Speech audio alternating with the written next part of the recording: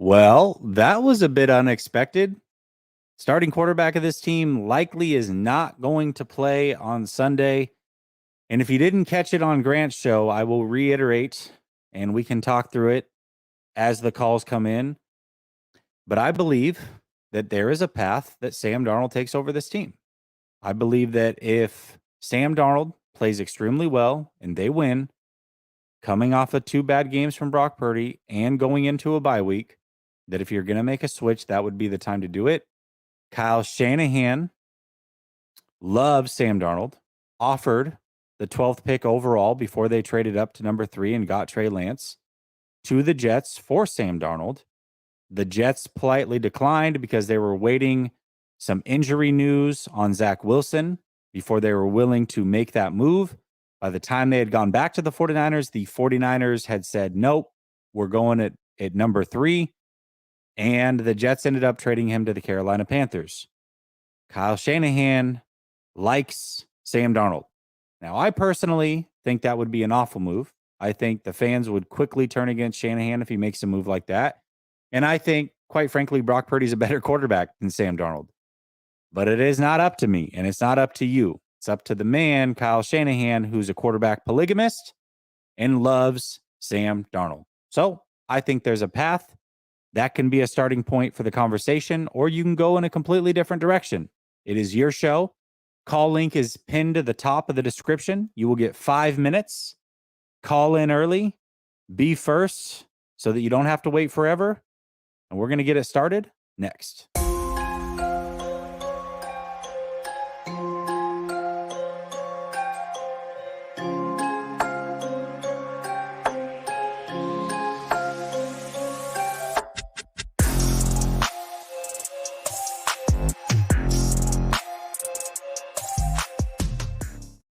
All right. Welcome back to Last Second Sports, where we are giving you our take down to the last second.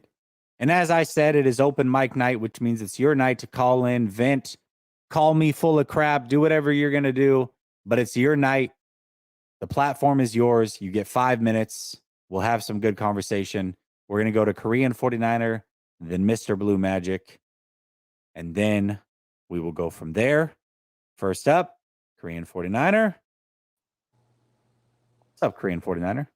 I'm good, Jesse. How are you? I'm doing well. A little bit of a rough weekend for me. Found out my dad suffered a stroke Friday, and he's in the hospital right now. But I've been talking with him, catching up. He sounds much better than he did Saturday. So he says, I'm tired, and I'm tired of hospital food. But he is starting therapy and rehab today. So making that's progress. heavy news, man. My mom suffered a stroke a couple years ago, and it was bad for a while. She's still, I mean, her speech is still messed up years later. So, man, my heart goes out to you and your family. Thoughts, and I'll definitely be praying for y'all. Thank you. Appreciate it. So, to me, I watched at least bits and pieces of the Vikings game. The Vikings played like how the 49ers should have played. I'm not, I got to give Kirk Cousins credit. He made all the passes. And I think that they have found a second receiver outside Justin Jefferson and Jordan Addison at the very least. So that's good for them. But my concern is with this defense. Do you think that we know that Bosa didn't have a preseason? I kind of expected that, but hey, it is what it is. Do you think that he's just not going to find a step until a few more games into the season, or is this one where we have to think that, hey, we just get what we get, and next year he'll be back to where he was pre-contract dispute? Ooh, you're talking about Bosa, right? Yes. Oh, man. I'd like to believe that coming out of the bye week at the very least that he would turn it around. It's not like Bosa hasn't been close. Okay, Bosa's actually been playing good football, but he's not playing Bosa football. He's not playing on the level of Myles Garrett and TJ Watt, and frankly, who he has been the last couple of years. He's not playing on that level.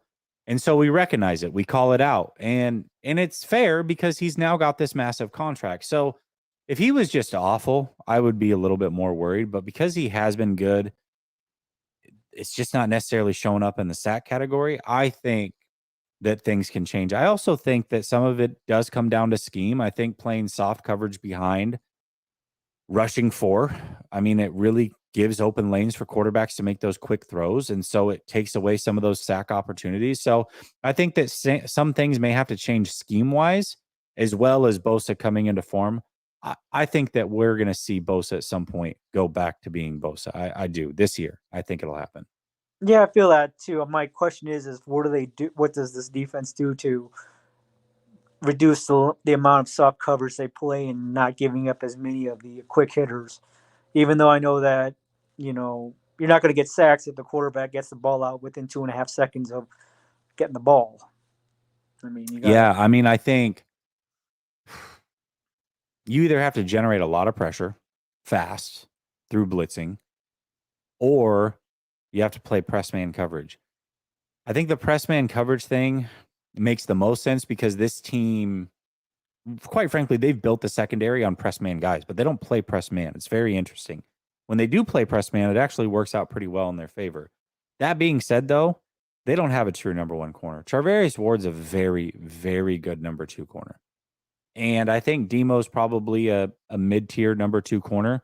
They don't have a true number 1, and that's tough to do. So if they somehow at the deadline get a true number 1 corner, they kick Demo inside, and then Charvarius Ward becomes your number 2. I think if they don't do it then, they don't have the confidence to do it then Kyle Shanahan is not going to allow it to happen. I mean, that's the only explanation that I have, is that they don't feel like they have a number 1 lockdown corner. Yeah, I kind of feel that way also. I'm just, you see all these things for trading for a new defensive end. Maybe that's another option, but I mean, we need a lockdown, shutdown, cover corner if we can ever find one. I mean, those are very tough to find. Yeah, it is. It is tough to find, but there's going to be a couple guys that are out there and available that are, frankly, better than Charvarius Ward. So, if they want to go get that, then it's a possibility. So we'll see what happens. You are going to the Jacksonville game after the bye? I'm not. I'm actually, oddly enough, I'm going to be in Oregon for Thanksgiving. And so I fly out to Oregon Saturday before they play on that Sunday against Tampa. And because I'm out there and I've never been to Levi for an actual game, I'm going to take a day trip to San Francisco, go over to Santa Clara, and watch that game against Tampa. So I'm not going to make the Jacksonville game. Oh, okay. That's fair. So I always remember you saying that was a possibility. So it was, yeah, it was. And it just kind of all came together. It's one of those things that when you're going back to visit your wife's family for Thanksgiving, you kind of got to get her blessing.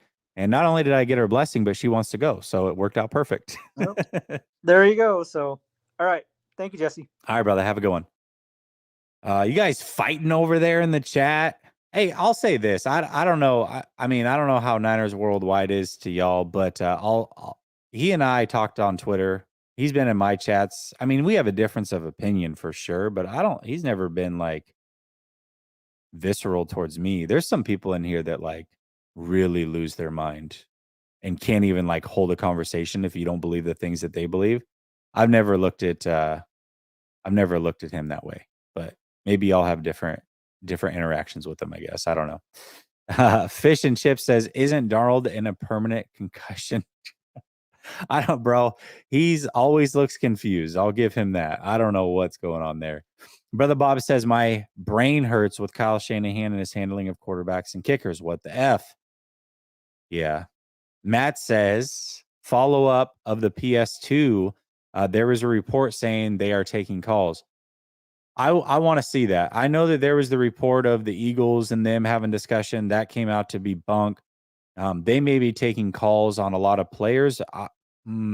It would take a lot to get PS2. Maybe I'm wrong. Maybe something has changed. I think that's a possibility. I personally haven't seen those. My Twitter handle, and you DM with me. So send me the articles, man. I would love to see it. If that's a possibility, I would love to get them. All right, I want to go Mr. Blue Magic, Keith Murphy, Alan, Eric, and then the Dark Knight. Here we go. Mr. Blue Magic, what's up, my man? Jesse, what's popping? It's been a minute. I've been real busy. I was on with Croc yesterday. I'm getting back into the rotation. I can't wait to get married. There we go, man. But I'm a it's 5 minutes. We'll make it quick. Steve Wilkes is not the problem. Okay. Kyle Shanahan runs his team. Steve Wilkes. The reason we got Wilkes, the reason we had to settle for Wilkes, is because Kyle Shanahan wants to be in control as well. So this wide nine and all that is new for Steve Wilkes. It's not his system. It's not the way he coaches defense. So he's fitting into Kyle Shanahan's system. Yes. Not having Bosa to practice with, to go through the scheme and the variance that Steve is deciding to use is, that was big. And that's on Bosa. At some point in time, players got to play. Now, are there calls and situations where it is on Wilkes? Absolutely. But to start calling for Wilkes' job, like, come on, we going crazy now. We're going crazy because the same way we could say it about Kyle and offense.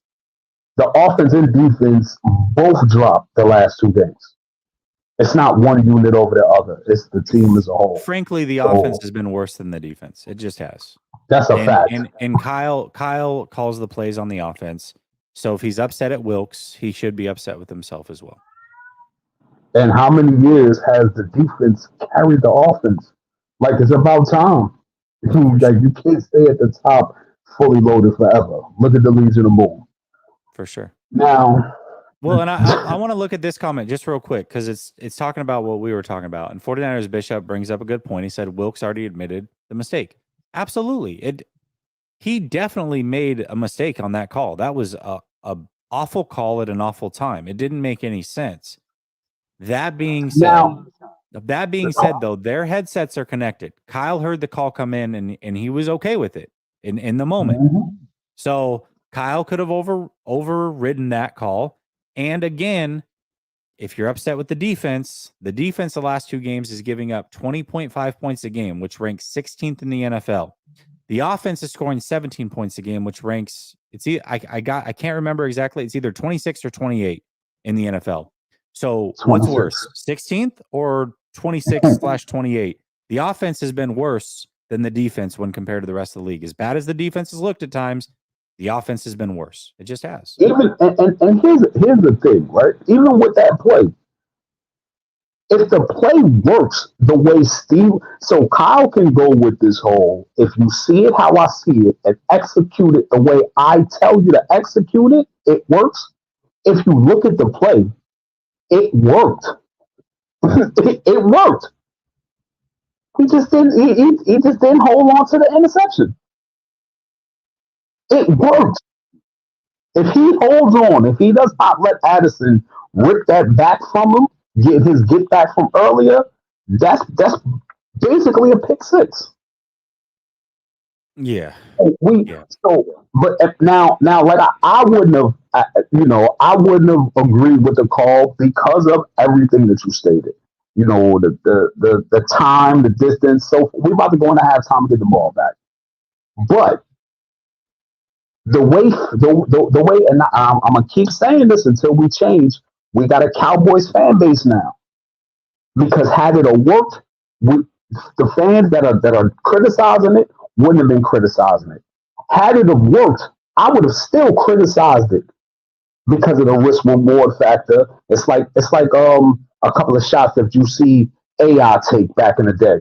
It's like bad shot, good shot because it goes in. No, it's a bad fucking shot. Yes, it worked out, but that's how most fans who are criticizing it now, had it worked and it would have been a pick six, wouldn't have been criticizing it then. The same, it's a give and take.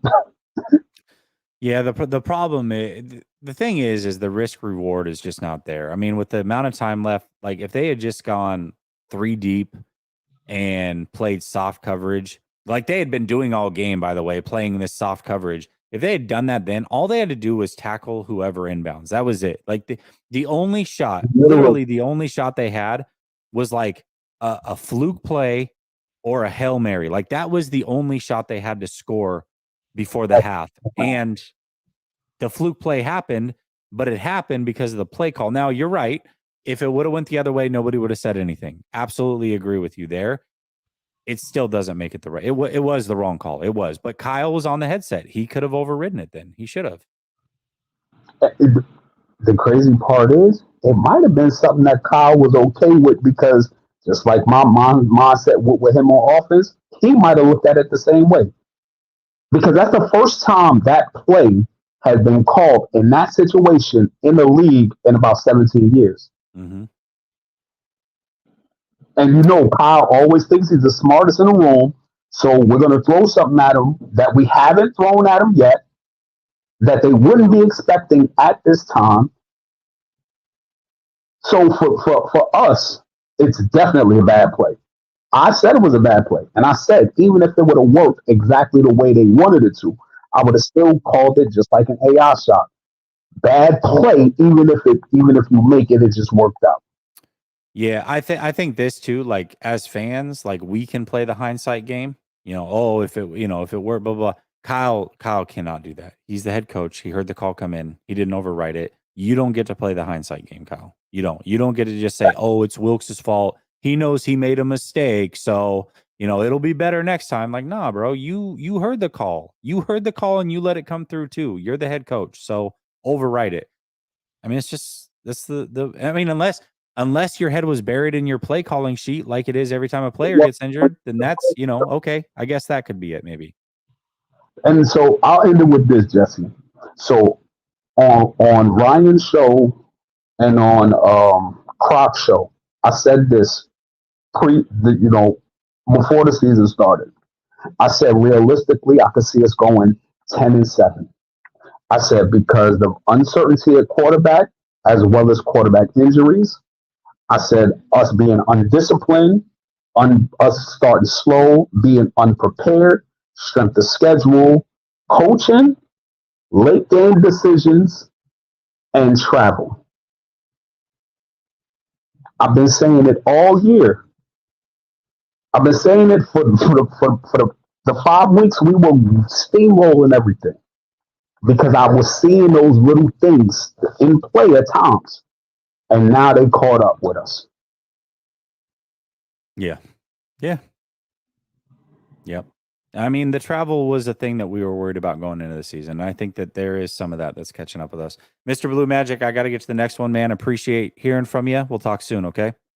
Absolutely. All right, man. Okay, so on this one here, actually a couple of them. Let me get back to this one. Okay, so how do you know he heard the call? All their headsets are connected. They hear the calls. So he had a chance to overwrite it. And then going to this one is, again, he's not fine with it after the fact, but he was fine with it in the moment. He let it go through. So I don't know. I don't know what to tell you. He definitely isn't fine with the result. That's for sure.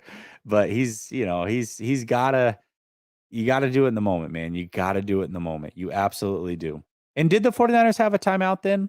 Like, even if he was like, I don't know, maybe I'm thinking about it, like call a timeout and discuss it.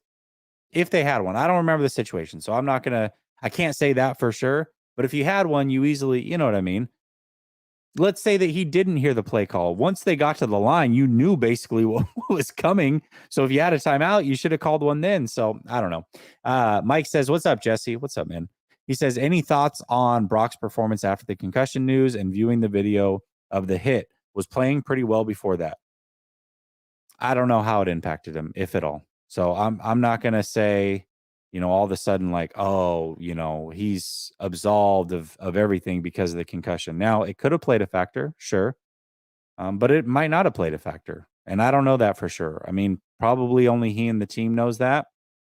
What I will say is the Vikings switched things up during that moment. They were heavy blitz, and they have been all season. And during that time, they decided to show blitz and start dropping everybody back in coverage. And that coincided with the interceptions as well. So I think it's also entirely possible that the defense fooled them a little bit. I mean, we're talking about a quarterback who's still essentially a rookie. Like, it's okay to be fooled. So I think that's also a possibility. Albert Brewer reporting it. Albert Breer? Albert Breer, probably Albert Breer. Ryan Mack, and you're talking about the PS2 thing. Okay, all right, fair. Ryan Mack says Purdy got a concussion right before he threw 2 picks. First quarterback sneak happened, 7 minutes, fourth quarter. Poor kid, all the hate after the game. Listen, man, I understand where like the guys that are like, hey, Purdy can do no wrong, like how this can pacify them and give them like what they need. Like, okay, that's perfect. He threw the 2 picks. It's good. It wasn't his fault. Like if that makes you feel good and that's what you want to say it was, then sure. And I'm not saying that's no possibility that's what it was. All I can go off of is what I saw on the field, and what I saw on the field was 2 mistakes that just can't happen. Was it because of the concussion? I don't know. I can't say that it is, and I can't say that it isn't. I'm just evaluating the play. Dazza says, what do you think of the issue is with the D-line? They just look off given the talent and the money. I'll say this, Dazza. I don't think that they should pour any more assets into the defensive line. You know, there's talks of like Montez Sweat and Danielle Hunter. Like, how many assets do you need? You have 3 top tier paid guys in the league and on your team that are on the defensive line. Like you shouldn't need more than that. It shouldn't take, just like for Kyle Shanahan, it shouldn't have taken Christian McCaffrey to start scoring more than 18 points a game when you had Debo and Ayuk and Kittle and Trent Williams.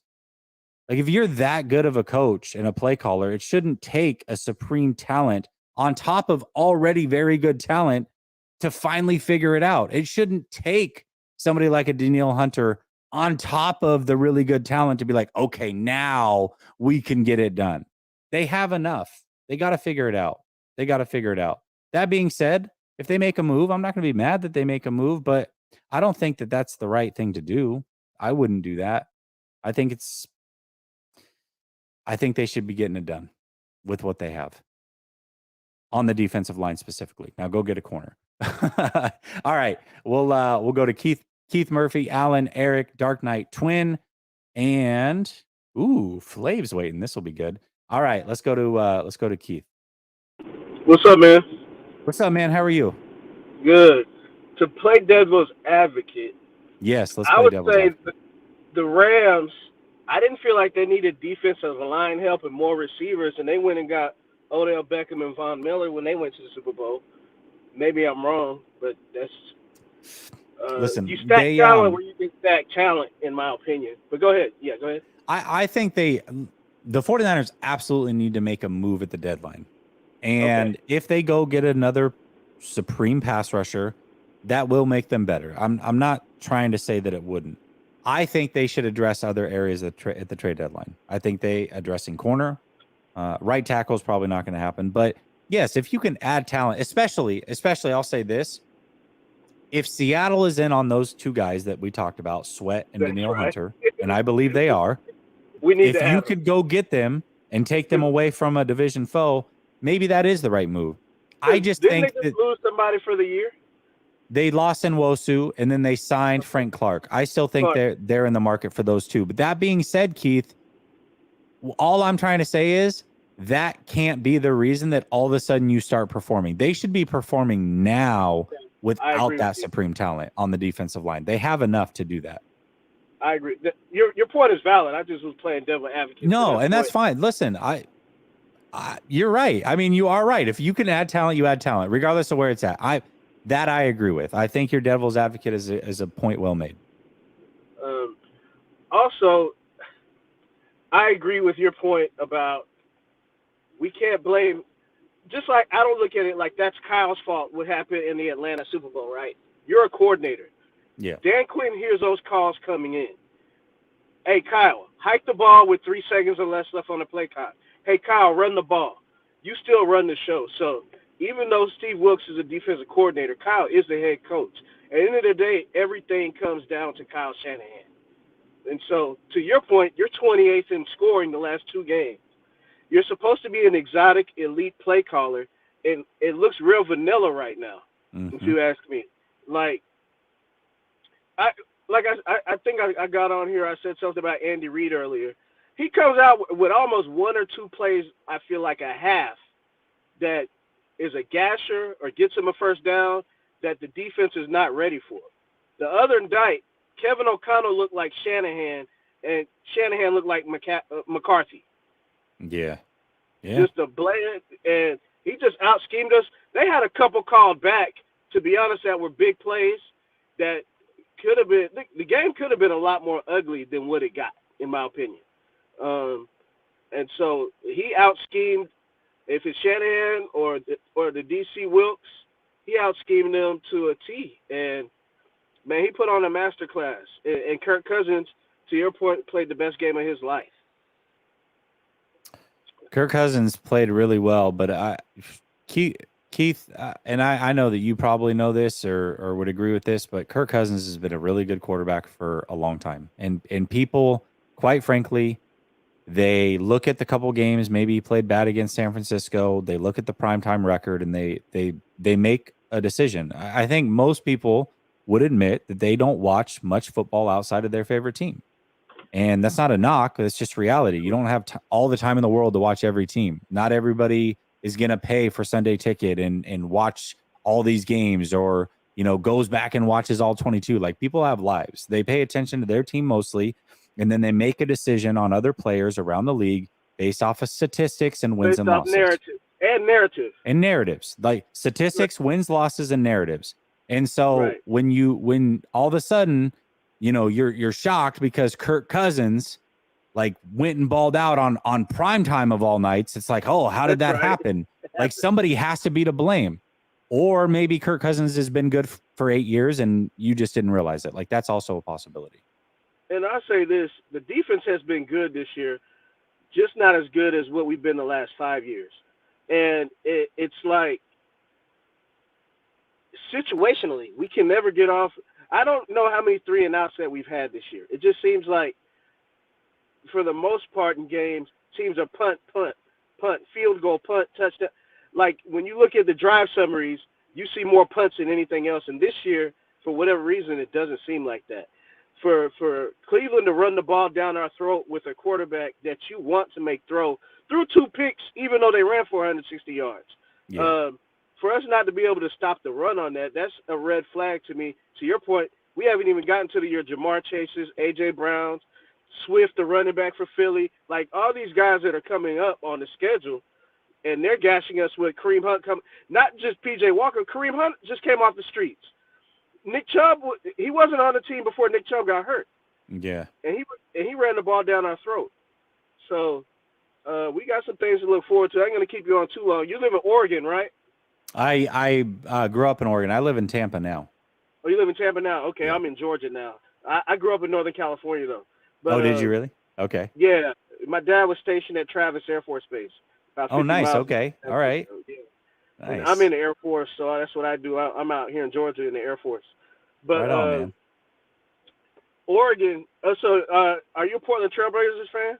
Yeah. Oh, yeah. Yes. Okay. So I coach Scoot Henderson's AAU team. Oh, Scoot. We got a dog, didn't we? Scoot's good, huh? Y'all got a dog. Y'all got a dog. Yeah, I live in Marietta, so he's from here, and y'all got nothing to worry about off the court. Good kid, great family. Y'all gonna really enjoy him up there. I know Dame is irreplaceable, but y'all got a good one up there, man. Y'all got a good it was one. time. It was time. Dame deserved to go somewhere else, man. And I'm very excited about Scoot. And yes, I've heard a lot about Scoot as a person off the court as well. Nothing but great things I've heard about him. I'm excited. I'm very excited. He's good to the kids. He's a genuine kid. Like, I've been so I coach the middle school team at his AAU program. So nice, man, good kid, and he's a great player. So y'all gonna enjoy him. Thanks, I'm about man. to go watch him play right now, man. I appreciate the inside information, Keith. You have a good one, man. Take it easy. Yeah, thank you, and thank you for serving too, man. I appreciate you. Okay, let's get to these super chats real quick. Cryptic says, start of the season, we were talking about how we can see Debo being traded. Last 2 weeks with him being in and out, do we thrive off his physicality? I mean, Debo's a good player. But if you replace Debo with another decent actual receiver, as long as CMC's on this team, I think you're fine. I love Debo's physicality. I definitely do. but they've won without Debo. I mean, Debo last year didn't play like a 3-4 game stretch, and they went undefeated during then, as long as they had CMC. I think when you couple his injury with CMC not being fully 100% and Trent Williams being out, like really it's like Trent Williams and CMC. Like those are your two most important guys. So when one of those guys is out and it's with Debo Samuel, I think it's amplified a little bit. I could be wrong though. And I do like Debo. I think he's a good player. Beyond Pissed Off Brother Bob says, when is your show with Larry? Tomorrow on his channel around 9:45 p.m. Eastern. One great thing from the loss is Jalen Moore balled out. He played pretty good. Not going to lie. That was good to see. That was really good to see. All right, I want to go to Alan. What's up, Alan? Hey, Jesse, how you doing? Doing good, man. How are you? Doing good, man. Do you think if Sam plays this weekend, it's a blessing in disguise for Kyle? I know all of us don't like Sam, but do you think Kyle will go back to the basics of his offense and start running the ball more, play action passes and stuff? Man, I don't know. I don't know. I mean, it all comes down to the quarterback. I think that if I was him, I would tailor the game more around like the way that he used to with Jimmy a little bit in some of the play action stuff. I think that, Sam's biggest issue is that he makes a ton of mistakes. And so, yeah, I would say that, Sam Darnold should be taken care of with kid gloves if possible. Hope so. I wish they go back to I wish they had more double sets like with Mitchell or Mason with McCaffrey, because I feel like that would help out, mismatched runs and, help out McCaffrey out in the passing game and stuff. Yeah, most definitely. Yeah, And then, I agree. I mean, I think that they got to be careful. I think that there's a path to win with Sam Darnold. I think Sam Darnold for short stints can play good football for sure, but I don't want to see it for a long period of time. Yeah, I agree. And then you're talking about tackles potentially being out there. I don't know how you feel about the tackle for the Broncos, Bulls. He could play potentially. We can go get him in the trade, but I never fully seen him in a game to know how good he is. Some people say he's like another McGlinchey. Who knows? But he could be another target or put Moore at right tackle and see how he do compared to. Yeah, I mean, most certainly. And I mean, the Broncos are probably willing to deal. I wouldn't be shocked if the 49ers reached out. But I think if you're going to get a guy like Bulls, then they have to have Denver pay a big chunk of that contract, in my opinion. And so is Denver willing to do that? What would you have to give up to do that? So I think those are things that you would have to look at in that scenario. Yeah. Would you consider putting Moore at right tackle as well? Oh, you got to after the way that he played. He already showed that right now he's probably better than McKivitz, right? So, I mean, the problem is that Moore was brought in to be a guard. Supposedly, that's what they said when they drafted him. However, he's been playing tackle the whole time, and it hasn't been good in most stints. It was pretty good this last week. It was pretty good. So maybe you do look at him at right tackle, but can he play right tackle? I don't know. Yeah, and then how about your boy Josh Allen? How did he look this weekend? He looked pretty good for the most part. I mean, I think, he threw a pick if I remember, but game-winning drive, he let him down, scored a touchdown, and then the defense gave it right back, and they had like 12 seconds left when they got the ball, so it needed a touchdown. No timeouts, so yeah, I mean, not great.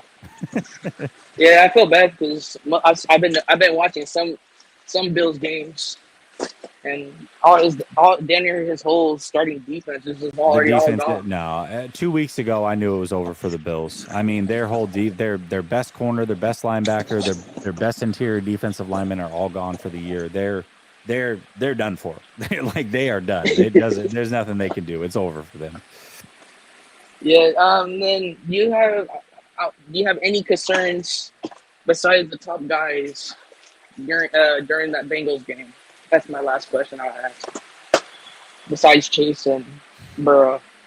Yeah, I mean, I think that I think that Mixon's a good running back. I think their offensive line's improved. I think Burrow getting healthy elevates everybody else. And quite frankly, I think that they have a decent defense. I think they have a defense that can get after the quarterback. Trey Hendrickson, I believe, lines up over right tackle most of the time. So that's going to be a McKivitz matchup. Yeah, I think there are definitely some concerns for sure.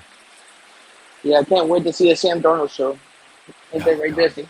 That's a way to put it, I guess. You can't wait. Speak for yourself on that one. All right, Alan. Well, because like if you expect Brady to play and you got Sam playing instead, you're gonna be more disappointed. You might as well. No, Purdy's not. No, I doubt Purdy plays. I mean, we do have to gear up for it, but excited is a way to put it, I guess. Sure. All right, man. I'll talk to you. Well, have a good night, Jesse. Talk to you later. You too, man. Thank You too. Yeah, that's true. That's the other thing, right? And that's why I can't say that it impacted that game at all. I just can't. Maybe it did. Maybe it didn't. All right, we're gonna go to Eric, Dark Knight, Twin Flav, Monza, and then Roscoe's. Roscoe's. I bet you Roscoe's doesn't stick around, but if he does, I know he's got a bone to pick with me. I basically lit a match, poured some gasoline and lit a match in his Twitter space earlier, and then just wiped my hands of it and walked away. So I'm sure he wants to get back at me for that one. All right, we're gonna go to Eric here. What's up, Eric? Hey, what's up, Jesse? How are you? Doing good, man. How are you? Doing good. So there were two things I wanted to talk about tonight. One with the offense, one with the defense. Okay. Starting with the defense, just to be clear, over the last two games, they've only given up combined 41 points, averaging giving up 20.5 points a game over the last two games. I know a lot of people wanted to blame the defense for the Browns loss. I'm not sure how many people are trying to blame the defense for the Vikings loss. They haven't looked great, but that should be enough points. Like if you hold a team to 21 points, the offense should be able to score 22. Like that's not a bad performance. I don't care what anyone says. If you give up 41 points in two games, that's not like an awful defensive performance. But I think the defense could be playing better. I noticed one of your callers earlier had some criticism for Charvarius Ward. I know Nick Bosa has been getting a lot of criticism from a lot of different people for his lack of production. I think that these issues are all tied together, and I don't think any of it has anything to do with the players because they've been the number one defense for the last couple of years. It's not like these guys forgot how to play football. It's not like Nick Bosa lost 50 pounds of muscle in the offseason. You know what I mean? The issue is Steve Wilks. He is not using his defense correctly. Now, one of my favorite blueprints of how to construct a defense of all time was the New York Giants defense that beat the Patriots in the Super Bowl. If you can develop a dominant defensive line, you can generate pressure without needing to blitz. That allows you to drop extra players into coverage. For the last couple of years, this has been the 49ers blueprint, and it's worked very well. Steve Wilks is blitzing more. This is a mistake. I think that these blitzes are backfiring because if you watch, the Monday night game, Kirk Cousins was getting the ball out quick, and he was getting the ball out to his tight end. Hawkinson had a big game. I think Steve Wilks is blitzing too much. I think that's leaving holes in the defense where quarterbacks can get rid of the ball quickly before the pass rush has a chance to get home. I think it's actually backfiring. I think he's trying to generate more pressure by blitzing, but the end result is he's actually leaving more holes in the defense, and the quarterbacks are able to get rid of the ball before the pass rush gets home. So I think that they need to have a talk with Steve Wilks about just the overall philosophy of the defense. Say, listen, man, our defense was constructed to generate pressure with the defensive line. We got Nick Bosa. Eric Armstead got a big contract. We just signed Javon Hargrave to over $20 million a year. Don't blitz as much. Situational blitzes, yes. You blitz on third down. You blitz in certain situations, yes. But you don't need to blitz all the time. That blitz that he called at the end of the first half where they gave up that big touchdown, Jordan Addison, that was the first time since 2020 that a defense has blitzed 7 or more in enemy territory with less than 30 seconds to go in the half. That hasn't happened in the last 3 years. Yeah. So he's just. I think Wilks is using the defense incorrectly. I think he's blitzing too much. I think he needs to play more coverage. Let the defensive line get home. Drop more players into coverage. Quarterbacks are going to have to hold the ball longer. If quarterbacks are holding the ball longer, eventually Nick Bosa, Javon Hargrave, and Eric Armstead are going to get home. So that was the point I wanted to make about the defense. About the offense, I hate to say it, I hate to be a cynic, but I think that this game is exactly why they traded away Trey Lance, this upcoming game against the Bengals. 49ers are coming off. Now, I don't buy the philosophy that, oh, well, that fourth round pick, I mean, we really need that fourth round pick. That's huge value. We're getting multiple third round compensatory picks due to executives and free agents that we lost. But that fourth round pick, we're really going to get a game changer in the fourth round. Look at who they've been drafting in the third and fourth rounds lately. They've been drafting tight ends that can't even see the field. They've been drafting kickers who miss extra points, with all due respect to Jake Moody. You know what I mean? So I don't buy the idea that fourth round pick, oh, we had to get rid of Trey Lance. And especially when you consider they carried 3 quarterbacks on the roster this year. Even if you're the biggest Trey Lance hater in the world, it wasn't about Brock Purdy versus Trey Lance. It wasn't even about Sam Darnold versus Trey Lance. They traded away Trey Lance to make room on the roster for Brandon Allen. Okay, so it never made sense to me from a football perspective. I think that they made that trade from a public relations perspective, and it was specifically for this game right here. 49ers coming off 2 straight losses where Brock Purdy played poorly, couldn't execute the offense in crunch time, couldn't lead the offense down the field to score a touchdown. If now Brock Purdy is missing this game, if they had Trey Lance, if Trey Lance played in this game, let's say, hypothetically speaking, Trey Lance comes in and he lights it up. He's throwing the ball all over the field. He's using his mobility to escape the pass rush. He has a great game. Everyone knows that there would be a massive quarterback controversy. Oh, well, Brock Purdy was Mr. Irrelevant, but now the wheels are falling off. You got this top 3 pick who just showed flashes of greatness. Who are the 49ers going to go with? I think that they saw this coming, or at least saw the potential for this coming, and they wanted to nip the quarterback controversy in the bud. So they traded away Trey Lance for virtually peanuts, especially considering what they gave up to get him. And I think that it was not a football decision. I think it was a public relations decision. I think it was a very cynical decision. And I think that it's ironic that they were willing to roll out the red carpet for Brock Purdy. They're making moves for Brock Purdy in 1 year that they never made for Trey Lance in 3 years. They wouldn't get rid of Jimmy Garoppolo to make Trey Lance comfortable, but they'll get rid of Trey Lance so that way Brock Purdy doesn't have to worry about the backup quarterback breathing on his neck. I don't think there's anything Sam Darnold can do in this game short of having like a perfect passer rating that's going to generate a quarterback controversy. Because you're going to look at it and you're going to be like, this guy had 90 turnovers in 55 games. Sam Darnold has just proven that he's not a starting NFL quarterback. And I think that's why they did it. I think that they wanted Sam Darnold as the backup, not because he was a better option than Trey Lance. Everyone who was at training camp said that Trey Lance played better in training camp. I think that they got rid of Trey Lance, not because he was worse than Sam Darnold, but because he was better. Sam Darnold is not a threat to Brock Purdy. Brock Purdy is not going to be sitting at home like, oh my God, is there any chance I'm going to lose my starting job to Sam Darnold? I don't see it. I just don't. I mean, if Sam Darnold plays anywhere near the way he has for his entire career, people are going to be begging Brock Purdy to come back. And one other thing about Brock Purdy, by the way. Be quick. You're over your 5. Okay, just real quick. Brock Purdy's specific injury of a concussion. The other quarterback in the NFL that's had major concussion concerns is Tua Tagovailoa. Both of them are undersized quarterbacks. Now, Lamar Jackson runs the ball all the time. Josh Allen runs the ball all the time. Jalen Hurts runs the ball up the middle of the defense in a rugby scrum. None of those 3 quarterbacks have ever had a concussion. One of the concerns with Brock Purdy is that he is an undersized quarterback, might be vulnerable to more injuries than most quarterbacks. One of those injuries, it seems, might be concussions. Tua Tagovailoa, undersized quarterback, concussion concerns. This is Brock Purdy's first concussion. I hope it never happens again, but this is one of the concerns that some of us have with Brock Purdy not being as big as some of the other quarterbacks, that he might be at more risk for injuries. So I just think that this is why they got rid of Trey Lance. They're coming off a couple bad games. Brock Purdy played bad. If Trey Lance was there might be a quarterback controversy. With Sam Darnold, there's not going to be a quarterback controversy. And it's ironic to me that they would make such an effort to make Brock Purdy comfortable when they never made that kind of effort to make Trey Lance comfortable. All right, I'm gonna refute that, but I'm gonna do it off. I'm gonna pull you back because I know you and I can go back and forth all night on this whole thing. Appreciate your perspective. I think it was a good one. You always make things interesting when you call. I think everything you said is very logical. Okay, I think from my perspective, me personally, what you're saying is full of logic, and I agree with it. But Kyle Shanahan does not operate in the same realm that we do. Okay. I would not have ever offered a first-round pick, 12th overall for Sam Darnold. Okay. I also would have never made Sam Darnold the backup quarterback on this roster, knowing how mistake-prone he has been in his career. I would have done none of those things. Kyle Shanahan did both of those things.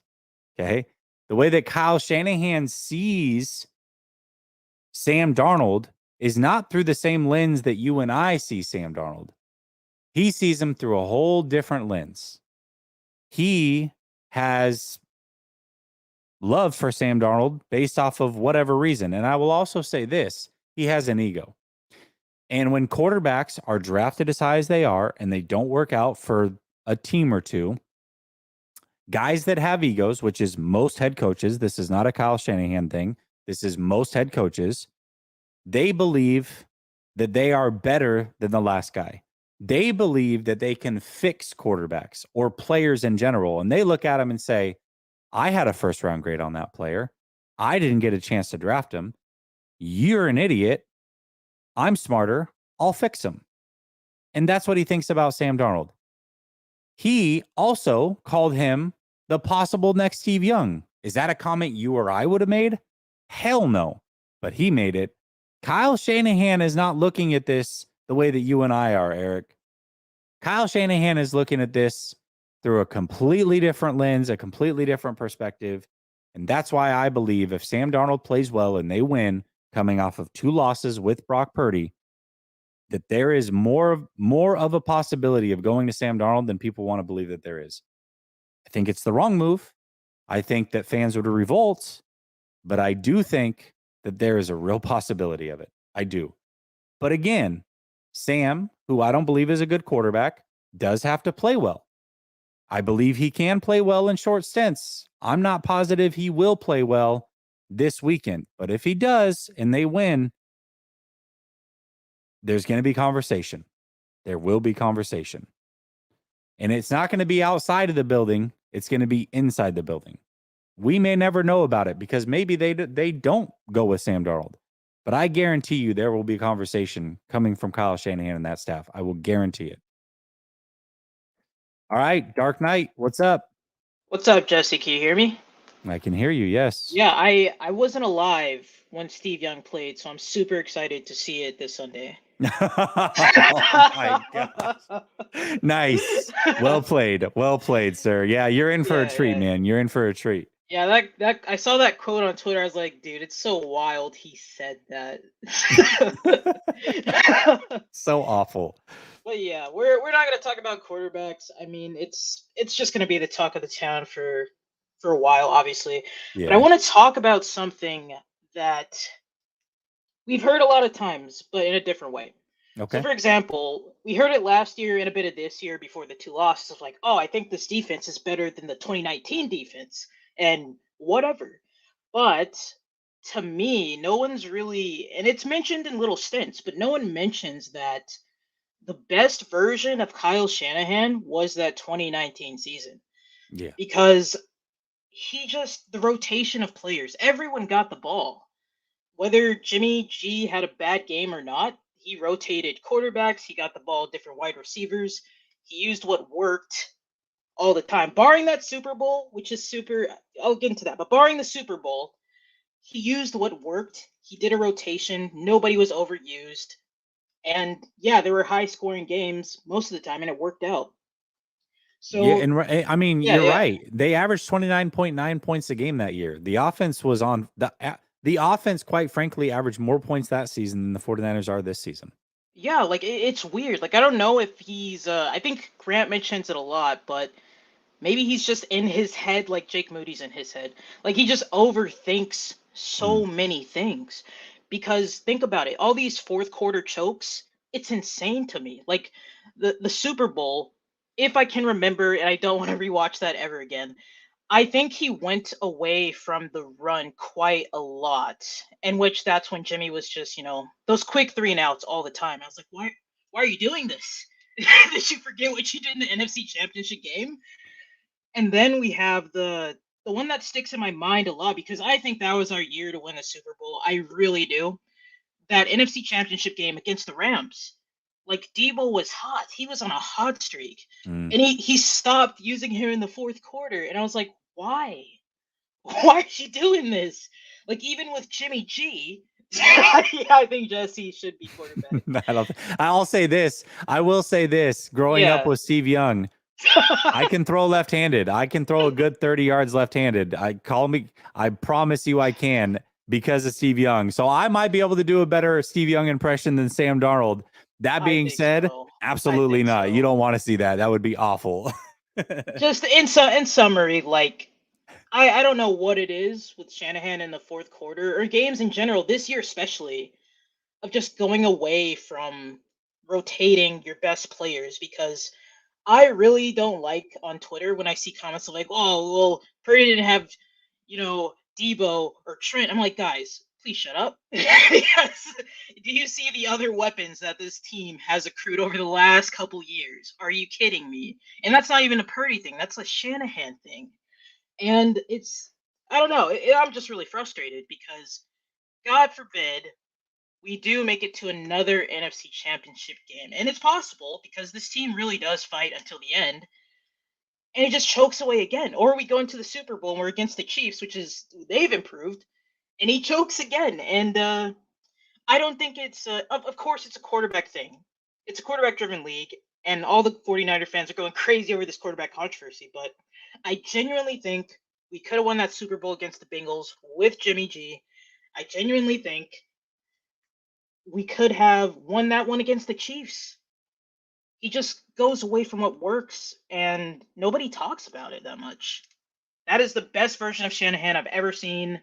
I hope sometimes he does, sometimes he figures it out when things are going awry. Like if we go, 5-3, he might have a bounce back kind of couple of games. But until then, I'm just like, I don't know what this dude's on, but you're overusing CMC way too much, and teams are really stopping him. So those were just my thoughts. Last finishing sentence. Can't wait to see what Flav says. I wonder if he's gonna blame the rain on the Browns game or, the concussion on the interceptions. But, as someone that shall rename unnamed, he does not get a pass for any of those things. But I want to see what he says.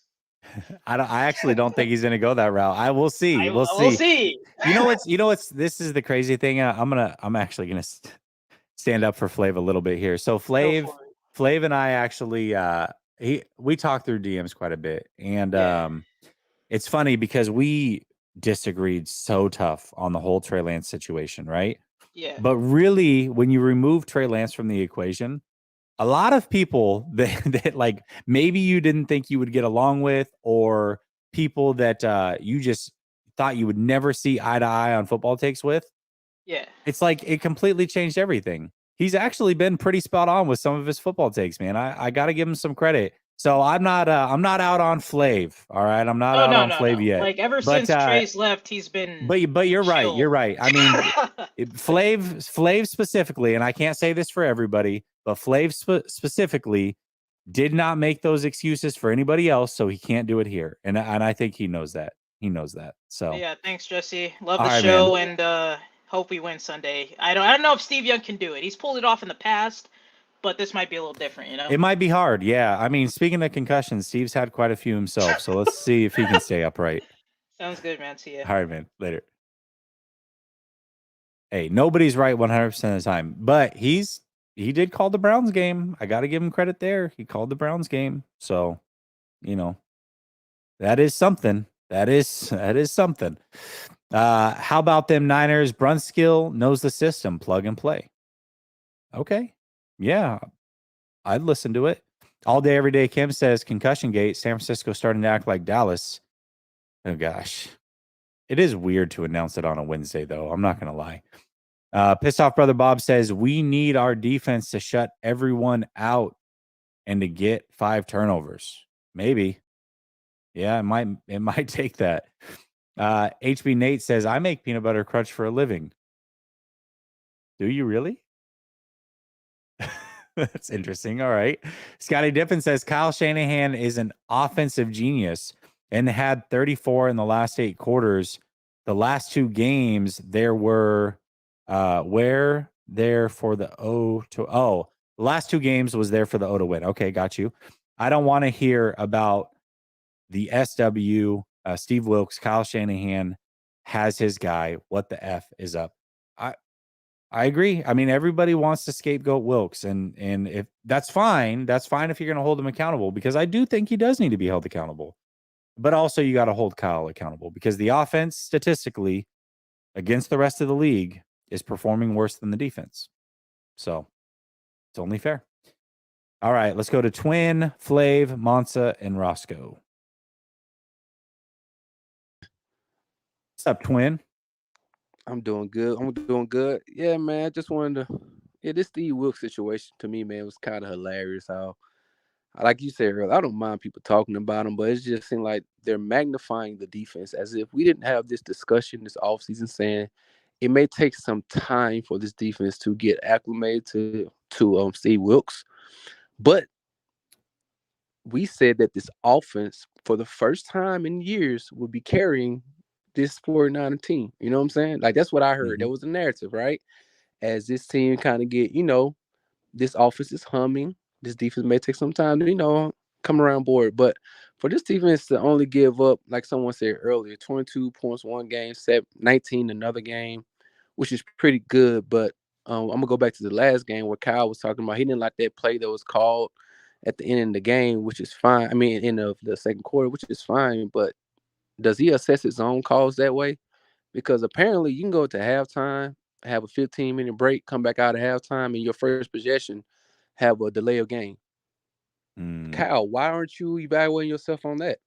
And not only that, you end up punting the ball right after that. Now, we could have scored on that possession and the possession again. I mean, in the next one, 14 points, we would have been took the lead over the game. You know what I mean? But we just go sit there and say, hey, guys, we're going to absolve Kyle from that. Not even saying that Wilkes only gave up 6 points in the second half. 6. 3 points in the third quarter, 3 points in the fourth quarter. We had multiple possessions to go out there and score. Everybody kept telling us, hey, this defense allowed the Vikings to score on 5 straight possessions. What got dogged, all I heard this year was we had Brock 30 or this offense scoring 30 points per game. Why can't we do the same thing on the other end? Again, people argue, say, well, it's Wilkes, it Wilkes. Y'all act like D'Amico Ryans. Y'all went out here calling for Robert Saleh. 2021, I heard a lot of y'all out here crying. This secondary, oh my God, we giving up on third downs. We getting pass interference. Oh my God, he's not a good DC. But now all of a sudden y'all quiet. Now y'all want him back. You see what I'm saying? As if last year, oh my God, we're not getting no pressure this year. Last time I checked, Bosa had 18 sacks. The second person was Ebukon. He only had 6. Let's not act as if we had 2 dudes, like 3 people in double-digit sacks. We did not. You know what I'm saying? So, well, that's again, the other thing too, Twin, that we're not talking about. They opted to go get a big name player and Javon Hargrave and lose a lot of the depth because of it. And one thing that they don't have the luxury of doing that they had in the past is sending out guys in waves. There were times where they would take out all 4 starters last year for drives, literal drives, and give them rests. They can't afford to do that anymore because they're so top heavy. Yeah, they got a whole bunch of Pamela Anderson Lee going on. Because the last time we had like the NASCAR package, like for a set of 4 guys, and then I forgot the name of the other one. But like you said, they would interchange those guys. And another thing I want to tell people, while we keep emphasizing this defense, okay, we done had 3 different defensive coordinators. We got the same offensive coordinator who finally got his quarterback, who still has some of the top weapons in the National Football League. But we still want to blame the defensive coordinator when we supposed to have the genius on offense. Playing against the Vikings team, who many would say is not one of those defensive teams that we should be only held to 17 points by. You see what I'm saying?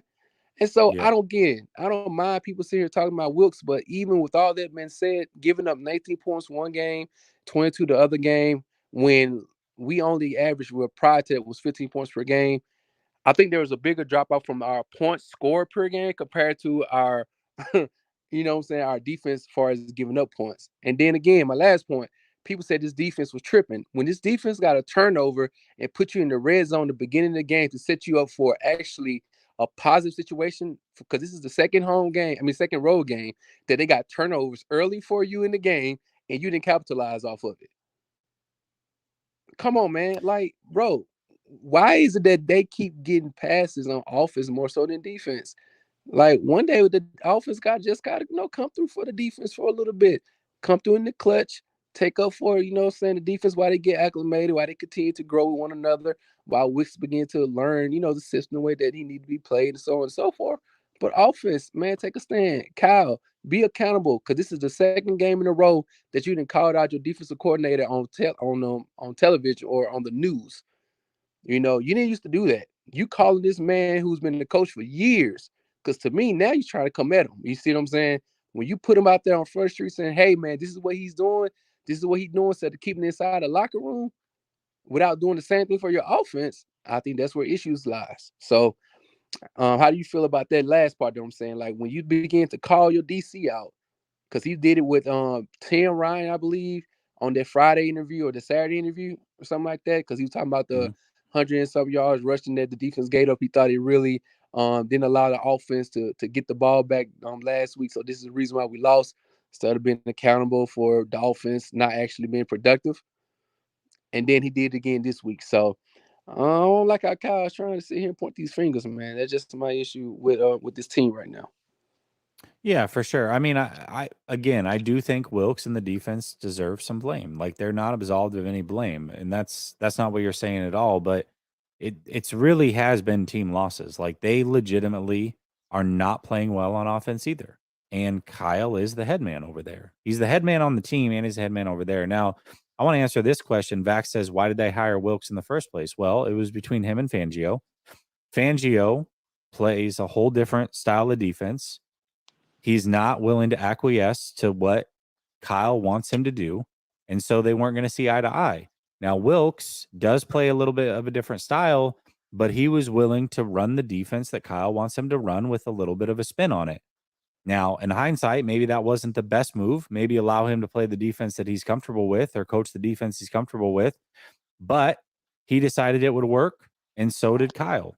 And unfortunately, it hasn't worked out every way the way that we want, but it also hasn't been awful. I mean, just like most people don't want us to, go against Brock Purdy all of a sudden, like, well, he was playing 5 good games before that. Well, so the defense was playing 5 good games before that too, before these last 2 games. So, it goes both ways. Like if you don't want people to call out Purdy for that, then also you can't then in the same breath say, okay, Wilkes is the problem, because the defense was fine for 5 straight games too.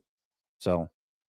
Hey, and also Vic Fangio ain't like the defensive guru over there. But it ain't working over there in Miami either. Like let's call it, keep it a buck. It's not working. Exactly. No. Like people be like, "Oh, let's get this guy, especially with cornerbacks." I'm saying it real fast. There's a lot of these cornerbacks that y'all want been giving it up like a virgin on prom night too. Just so y'all know, because some of these cornerbacks got 70 hung up on them too. You see what I'm saying? You know what I mean? So look, I hear it. But yeah, hey man, I got to get to the next one though. Thanks, Twin. I appreciate you. Later. All right, Flav, we're coming to you. Flav, Monsa, and then Roscoe. Brother Bob says, another rational caller. Stop it. Kyle's a genius. Good call, Twin, but too rational. Just blame Lance. I agree. Let's just blame Trey. CB Niner says, I'm something. I don't know what that is. Darnold playing this week. Can I panic now? Yeah, maybe. I think it can be fine for a week or two. I do. So hopefully it works out. Appreciate you for being a member for 9 months. But you should be more comfortable with Purdy, even though he hasn't played the best the last 2 weeks. Definitely should be more comfortable with Purdy than you are, Sam Darnold. All right, let's go to Flav. What's up, Flavor Flav? What's up, buddy? Can you hear me? Doing, yeah, I got you. Hey, do you think can I go last? Can you come back to me? I can. Yeah, you got something going on? I can come back. I'll go to Monza. Yeah. Just come back. All right, sounds good. All right, let's go to Monza then. Just bumped you up the list, Monza. That's how that works. That's perfect. Yeah. What's up, man? Hey, what's going on? How you doing? So I'm good, man. I'm good. So I I'm kind of it's kind of frustrating watching that people haven't really looked at Kyle. And maybe this little conundrum will. But before I get off into that, I want to talk about Sam Darnold, and it's just like you mentioned. Oh, gosh. He was willing to give up that first for Sam Darnold a couple of years ago. That was his preferred choice. He didn't he made his decision on Sam as 2 before he even seen what Trey looked like after going to work with his QB coach. That decision was already made. So, shout out Grant Cohn for being the conspiracy theorist that actually got it right, because as things are going, you can just tell. But where in the hell does Kyle Shanahan get this rabbit foot to where he can keep hedging his bets? Because it's Brock's injury is allowing him to hedge Sam Darnold. If I remember, you and Grant had a question, with Kyle, about going to Sam if Brock had a third bad game or if Sam had a great game this coming game. And I don't really think that it matters. I think that Kyle will accept, the wins and accept the progress with Brock Purdy. But I've said it in the offseason that leash is shorter than 49er fans want to believe. Yep. And I've always thought that, and I still believe that. But the crazy part about this is if you look at our offense, minus the last 2 weeks, our wide receivers are running wide open. And it is something that Sam hasn't seen. Now, if you're making a game plan with Sam, every throw that's in Kyle's wheelhouse is on the table now. The roll to the left, throw across the field 50 yards, that's on the table now. And I think that he can actually catch them slipping. He can actually catch the Bengals slipping because they're only used to seeing what they see with Purdy. And Darnold does have arm talent. Yeah, he's a terrible decision maker. However, there's no doubt that Sam Darnold has talent. He is definitely a talented football player. There's no argument there. I agree with that. And I think the biggest thing in that was going in Kyle's favor is Brock thought he was not going to be in the league. When he was being, sitting there waiting for the draft to be over, he was thinking that he's not going to have a shot at the NFL. And when you have a player like that, it's easier for that player to trust the coach and to trust the players. Because when you're able to throw the way and with the anticipation that Brock has, you have to have 100% trust in not only the play being called, the decision that the coach is telling you to make, and also the player at being where he's supposed to be. Yeah. It takes 100% trust. So you have Sam Darnold on his last leg. Can Sam Darnold trust Kyle as well as the players to be where they're supposed to be and Kyle to be right? Hey, the ball's supposed to go here. If he can trust it, he may look better than Purdy. It's very possible. However, he has brain farts. You can see that he has them when in his interviews. He just has brain farts. And if Kyle can work around his brain farts, you just never know. But this is the only way that he could go to Sam and Sam screws up and it's okay for him to go back to Purdy. Because like you said, if Purdy had a third bad game and he benched him, he can't go back to him. Yeah. But with the concussion and the injury, if Sam comes out, falls on his face, well, Sam's our number 2. He can hedge that bet. And if Sam comes out and plays great, well, Brock's arm strength isn't back where we want it. He can hedge that bet again. He always has a way to hedge his fucking bet. And I'm getting so annoyed and sick of Kyle Shanahan. I really am. It's like he's got a 4-leaf clover with him at all times. Oh my God. I was worried. I'm like, just like they couldn't afford Trey Lance's growing pains, they can't afford Brock's either. Because one thing I can say about the Yorks is they like the money. The Yorks probably looked at Kyle and said, you need to get the 1 seed because I want those playoff games in my stadium. I want that playoff money. Mm-hmm. So I believe he was going to have to yank Brock anyway because you need to get the 1 seed. Because even though they extended him, it's not like they can't fire him because you're not going to have to pay him because Kyle's going to get another job. Yeah. So I think they're behind the scenes. That seat's a little hotter than people think. I honestly do. I honestly think there's a little hot. No one's praising Sam freaking Darnold. Nobody, maybe in the chat. Nobody up here praising Sam I'm not Darnold. watching the chat, but no, I'm not praising Sam freaking Darnold. I'm not praising Sam Darnold at all. But not at all. I just think that we're about to witness things coming back on Kyle. Your poor decision making in the third round for several seasons. And now, and it's like everybody's talking about the CMC deal. And I'm like, wait, you don't know about the value of the CMC deal until you know how long CMC is able to be CMC on this team. At the pace that Kyle's using him next year, he was going to be broken. And he probably wasn't going to be the same player. When you're getting 350, 400 touches, you look at the history of the league, running backs don't come back from that. And he's at that age to where he hits the wall. So giving up all those picks, now you don't have any depth. I still think we haven't seen whether or not that trade has been as beneficial, because without the Super Bowl, I would say no. But yeah, it's going to be interesting watching this next half of the season, man. It really is. Yeah. So I know I got to go. We got a hell of a season in front of us, man. The games are getting tougher, right? They lost to two teams that they probably shouldn't have lost to, which means now you're going to have to beat teams that maybe you could have or should have lost to. And that makes things interesting. You know, I just think teams it is more interesting. I think teams stopped game planning for Kyle's scheme, and the last two teams game plan for Brock and his ability. I think that's what we're seeing now. And when you switch, and then when you make the switch to Sam, I just think he's going to catch the Bengals off guard. I think we'll beat the Bengals. Listen, I think I don't care how they beat the Bengals, just beat the Bengals. They can't go into the bye week losing 3 straight. Like, that's reeling. That is reeling. That is reeling. Yeah. But I think it's going to be a shootout. I think it'll be a shootout. We'll see, man. Later. All right, you have a good one. All right, later. Yeah, man. They just got to beat I don't care. Like, just beat the Bengals. You can't lose 3 straight. That's where I'm at with it. You can't lose 3 straight. Silverback says, if Brock's not him, how long is Kyle's leash?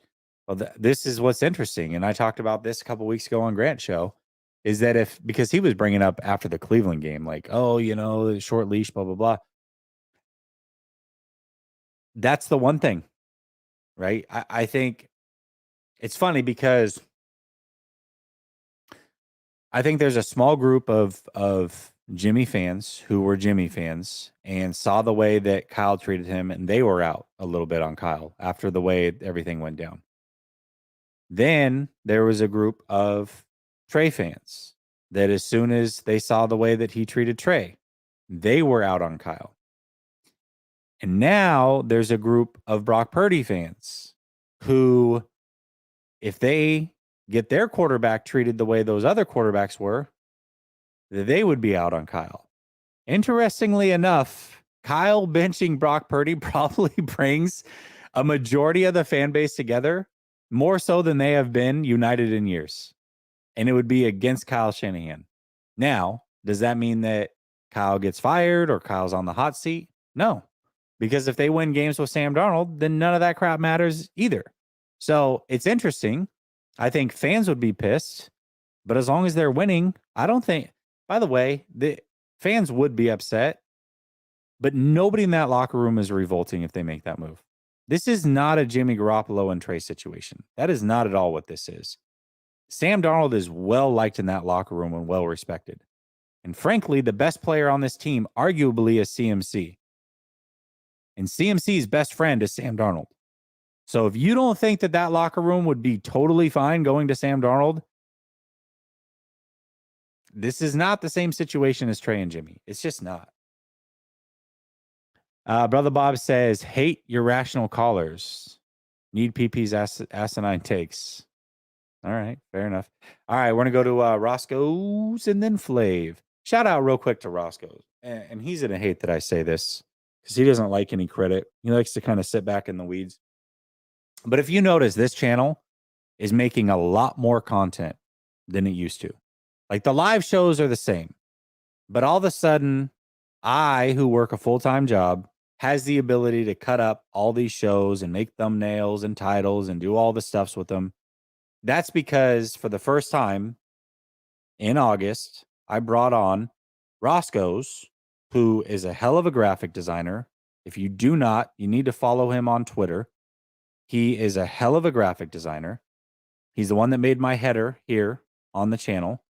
And he's basically taken my thumbnail style that I do and remastered it a little bit, made it a little bit better. And he cuts up all my short form videos. So he's allowing this channel to flourish in a way that it never has because he's been helping me out. So shout out to Roscoe. I knew that I couldn't do that with him up here because he would not be cool with it. But I got to give him some love. So let me bring him on stage here and then see what he's. I say all that. By the way, I do say all of that, knowing that he's about to take me to task on this Sam Darnold take, because I went into his Twitter space that he was running earlier and dropped that bomb on everybody and then dipped out.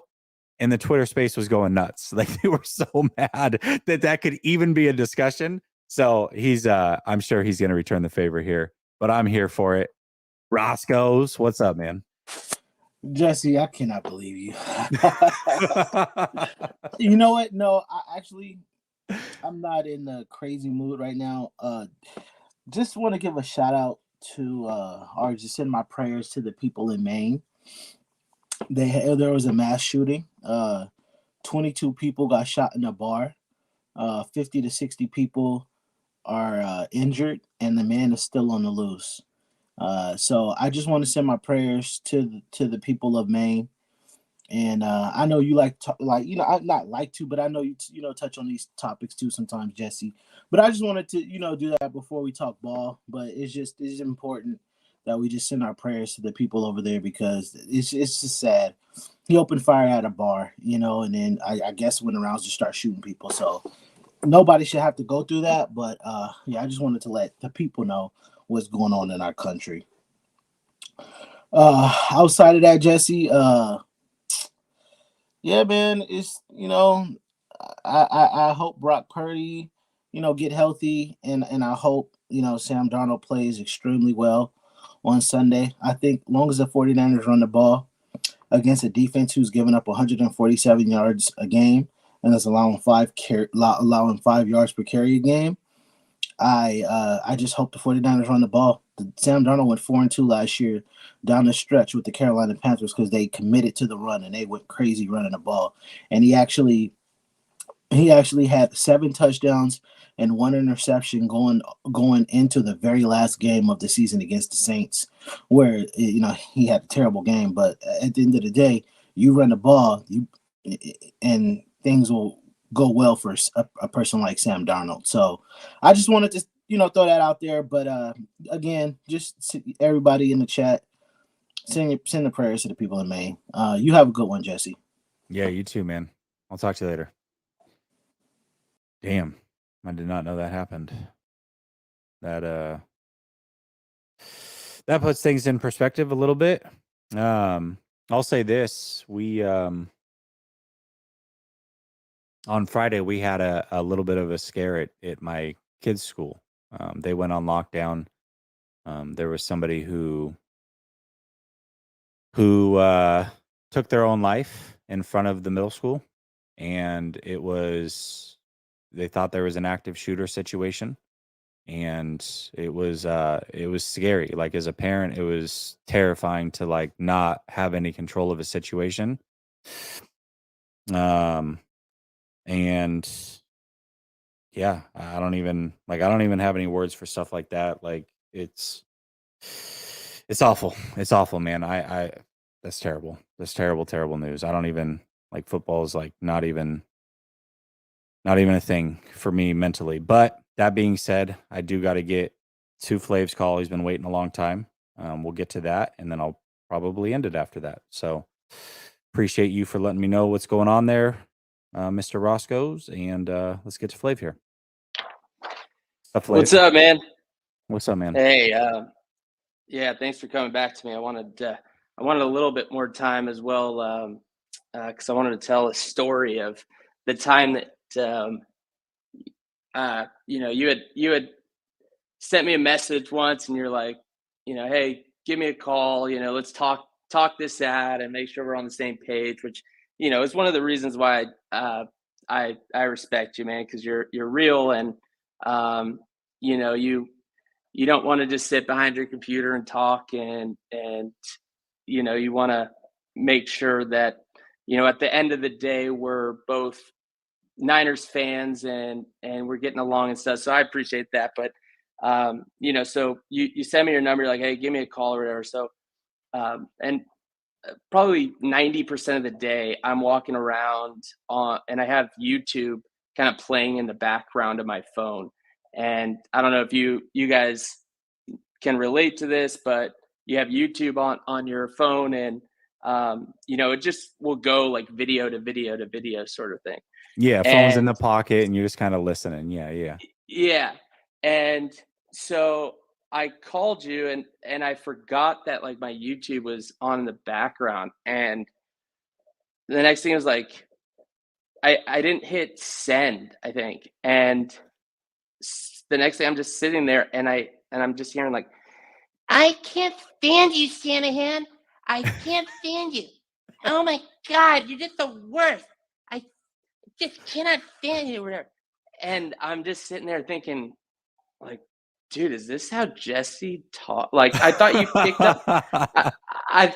I thought you picked up my call and didn't know that you picked up, and so I was getting like a real life like look window into what into I'm your, actually like. Yeah. yeah.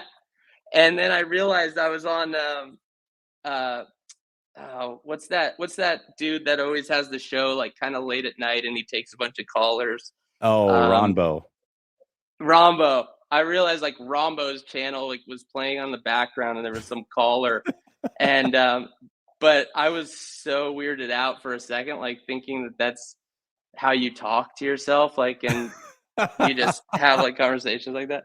That's so sketchy. So I remember that, Flav, and actually the reason that happened was because like things were really contentious. Like it was during the whole like Lance Purdy thing, and you and I like weren't seeing eye to eye, which is fine. Like we don't need to agree, but I felt like it was going somewhere that it didn't need to go. And I think at the end of the day, like everybody's human.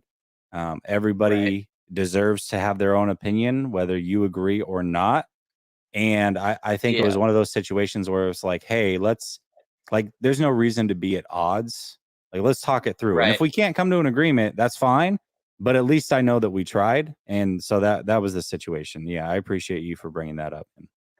Yeah. And I think, from my standpoint, it's like, I've had a lot of thoughts about the 49ers way before Trey Lance got here. And now I have a lot more thoughts. And to me, it's more fun than having to only talk about that issue and, move on. But, so I guess, I sent you a tweet at the end, like after last game, because, there's things that frustrate me so much about Kyle Shanahan.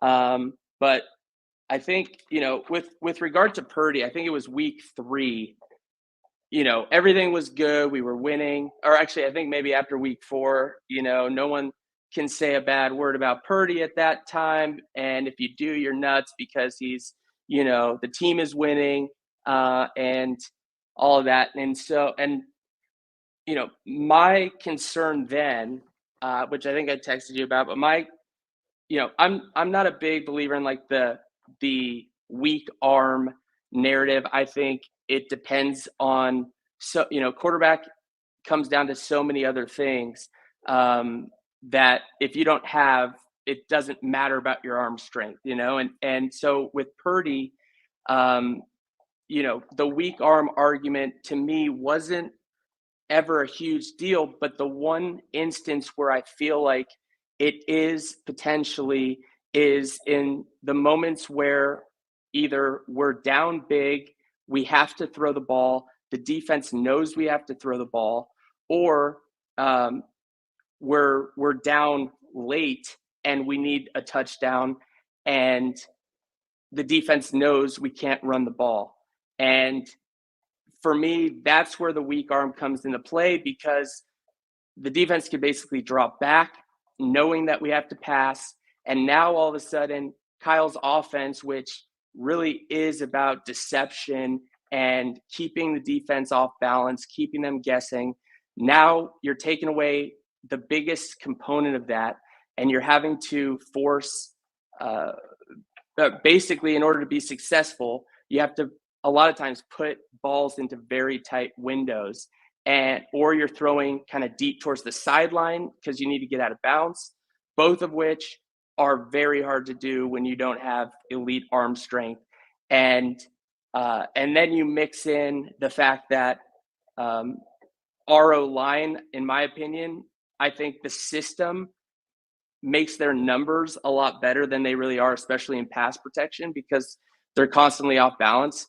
But when you have a defense that can pin their ears back versus this O-line, we've seen it before. Just they are so overwhelmed that the QB doesn't even have time for anything to develop down the field.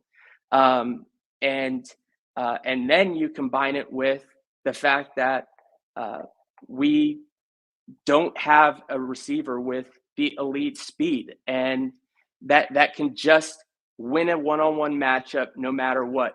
Obviously, I love Ayuk. I think he's a great receiver, but he's not just going to beat you down the sidelines when you know that that's where he's going. Like, he's just not that kind of guy.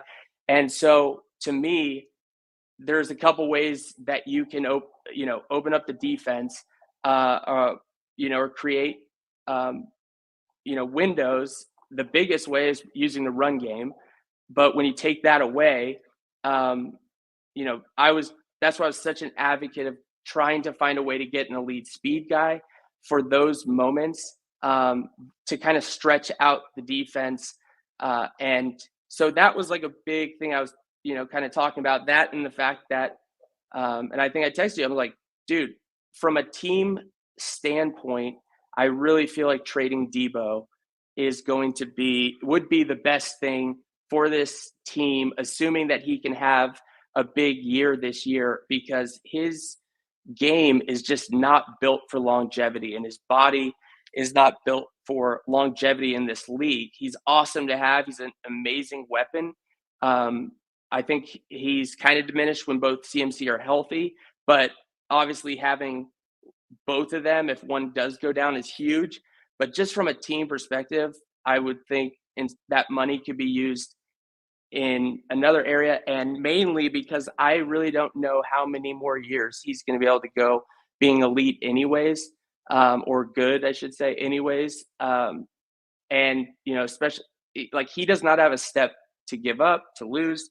And so, again, there's tons of other stuff that come into that. Do I think that they're going to trade him? No, because I think it's very hard to trade a guy that the fans love and the locker room loves and that sort of thing. But I think it would be the smartest thing to do. I think financially it's tough too, though. Like, that's the hard part, right? Like, I think that although I think we looked at this because we've had the discussion a little bit in the past, and it wasn't as daunting as I initially thought, but it is still a tough move to make. Really, like, they should have, when his stock was at the highest. That's the other thing, is like, what are you going to get back in return for a Debo? And is anybody willing to take on that contract? I don't know that anybody else is. Like, he's so specific. So unless it's like somebody from Shanahan's tree, like, likely nobody's going to be willing to take on the contract either. And so that makes it a little bit tough. I do have a question for you, though, on the stretching the defense out with a speedster receiver. Are you saying more so, not necessarily even somebody who's going to get the ball thrown their way a ton, but just to run deep routes quickly and take the top off so that these underneath routes are more open? Is that kind of the more aspect that you're taking it from? Yeah. Okay. Exactly. It's Okay. all of it, but I just think, and this was obviously before the last two games, but and then you throw in again, like, before all the Trey Lance stuff and getting rid of Jimmy, obviously I was opposed to that, because I thought, even best case scenario, when you're a young quarterback in the NFL, no matter how good you are, one thing that is so underrated in this league is knowing how to pull out close games in the NFL late. And I always go back to that Bulls documentary, The Last Chance, where one of the guys is talking about Michael Jordan, and he basically is talking about, after he won that first championship, he basically figured out how to win in the NBA, and after that it was over, because he's basically waiting until the fourth quarter when it's time to take over the game and win the game. And I think you look at guys like Mahomes and Brady, and these guys have figured out how to win at the end of an NFL football game. And the whole game is basically just, hey, keep us in it until the end, and I know how to go win this game. And, you know, I think that takes time no matter who you are in the NFL for the most part, but it's probably the reason why we've never seen a rookie quarterback be able to win a Super Bowl. And Brock needs to go through that too. And, you know, I think part of it is getting the confidence to be able to do it. The other part is just learning how to do it in the NFL. And so that's totally normal. But I guess, you know, from, you know, my opinion too, and then we go back to the Cleveland Browns game, which I just, you know, even before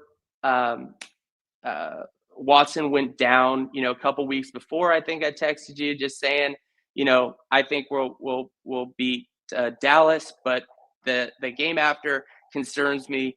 Once, you know, it came out that the you know, Watson wasn't going to play. They're going with the third string guy. I was even more, or I was just as concerned when it came out that it could be wet, because, you know, the rain is obviously going to neutralize talent. So it's a big disadvantage for the more talented team most of the time. But when you just look at how these teams stack up, you know, the 49ers, again, their offensive scheme and Shanahan's scheme is so built around deception. And you need the run game to open up the pass game, and you need the pass game to open up the run game.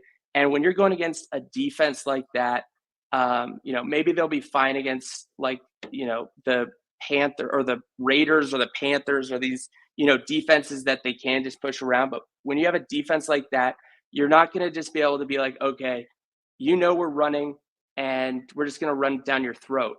And, you know, you basically took that away from, and so to me, it was like, it doesn't really matter who the quarterbacks are as much.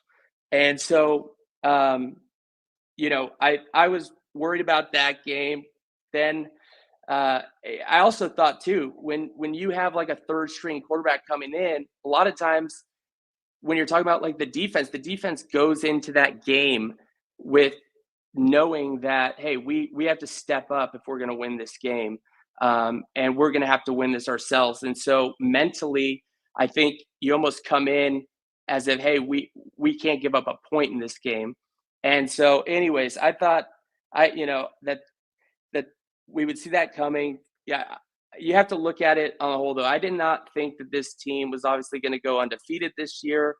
What I had hoped, though, was that unlike every other Shanahan year, I was hoping that this would be a year where we actually got beat, where, you know, teams actually beat us instead of us beating ourselves.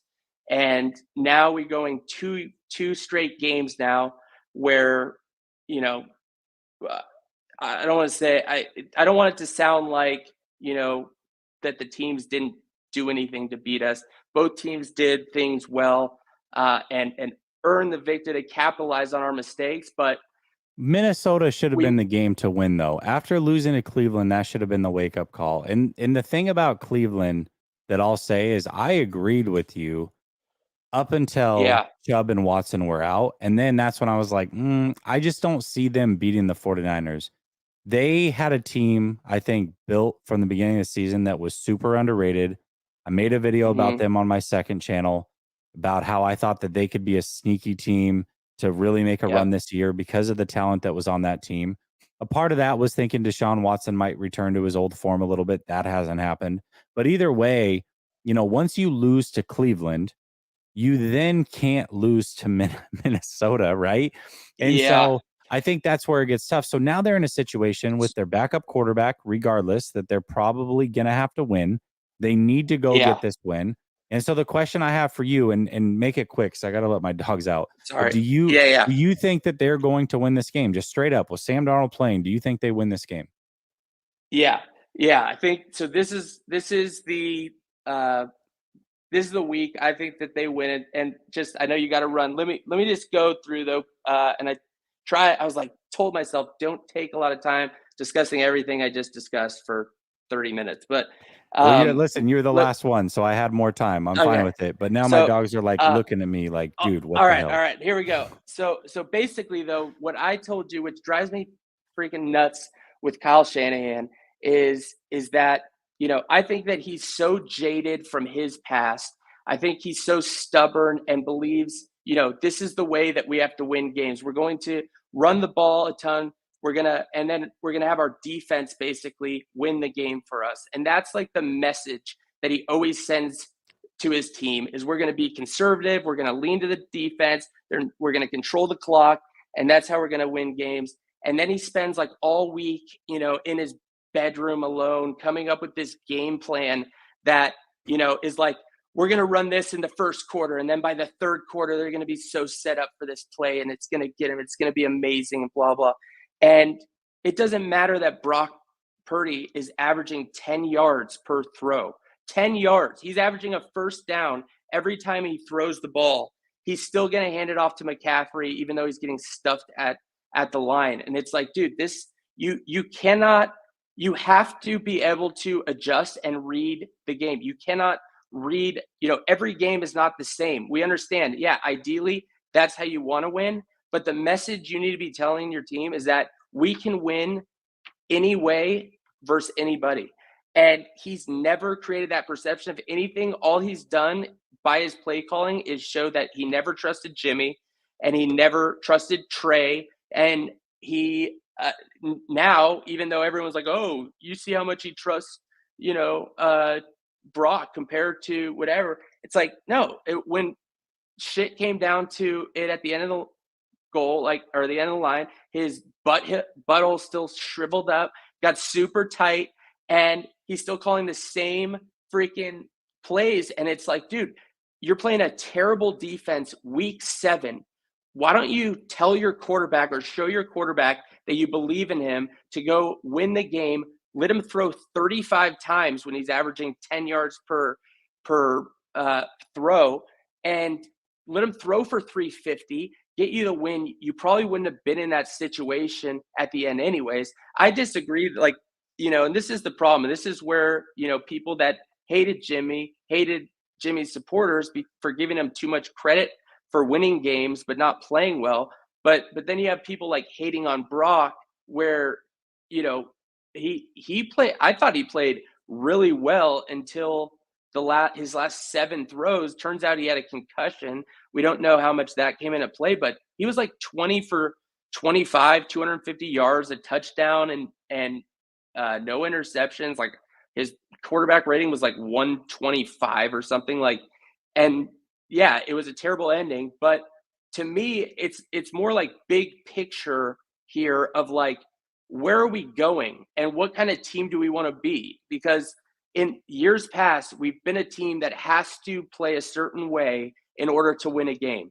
That's, we need to rush for X amount of yards, and our defense has to only give up X amount of points, and that's how we have to win. But we know you cannot win a Super Bowl like that, because in the playoffs, you're going to need to go down the field and score quickly, and probably score a touchdown quickly in order to win. And my biggest concern with this team is I still don't think that they're built to do that, because you don't have receivers that necessarily can just go out there and beat you one-on-one. You have But guys that are good in this also scheme. hold on a second, because I do want to get to another point that you made early, and then I really do got to go. But Yeah. I do want to get to a point you made early on. You said that you feel like quarterbacks need to learn how to win in this league. And Brock is no exception, right? Like Brock at his Yeah. age is no exception. Every quarterback goes through this, every player, every, you know, whatever. Do you think that there's a way to accelerate that? Like, do you think by allowing Brock to do this in week 7 that could have accelerated that process? Or do you think like, okay, that would have been great for a week, but still he has to learn how to win a close game? Like, you know what I mean? Like, if the game wasn't tight and they blew him out, like, we would still have the same question or the same problem, right? Like, don't you think that Yeah. also plays? I think, and I think you can, especially someone like Brock, who mentally it's not going to be an issue. He's not going to be sitting there being like, oh, I need to learn how to run a 2-minute drill and, perfectly. And I need to know what's going on with the clock and, when to spike it and where, what to do in that situation. I think he has that. For Brock's perspective, though, I think it's about the confidence of having done it. And, the more he can do that, the better. And that's where I think, now what sucks is that even though he didn't play good, he played bad versus the Browns. He still had a, I don't want to say, he still managed to get the team there, even though he was kind of lucky in doing it. He still put the team in a position where they could have won the kick, but it doesn't feel like he did because he missed the kick. But that would have been nice for his confidence. Now we have this where it's not nice for, he didn't do it. He choked. And so now it's like you're prolonging the process potentially. You're taking a process that already takes a while and you're adding on to it. Yeah, now you're like, shit, like maybe Brock's not clutch, and if it comes out that like Brock is not clutch, then who cares how good he is? Like, we're not going to win a quarterback that's not clutch. Like, bottom line is, and I don't think, because then you have Dak Prescott, right? Like, or Kirk Cousins, or the perception of Dak Prescott and Kirk Cousins, I guess is what I'll say. Right. Yeah. And so it's like, you want your dudes like going out being like, you said, hey, he's the real deal. He's a real deal. You allow to throw the ball 35 times a game when that's what's working. The real deal transcends your offense. The real deal, you have your offense, but you get out of the way of the real deal. You don't stand in the way and be a roadblock of the real deal. And that, I'm gonna end it on this real quick, Flav, because I do got to go. But listen, remember in the offseason when Brock Purdy came to the podium for the first time and he started talking about the mistakes that he made last year and where he needs to improve, and everybody looked at that and was like, oh, what a leader.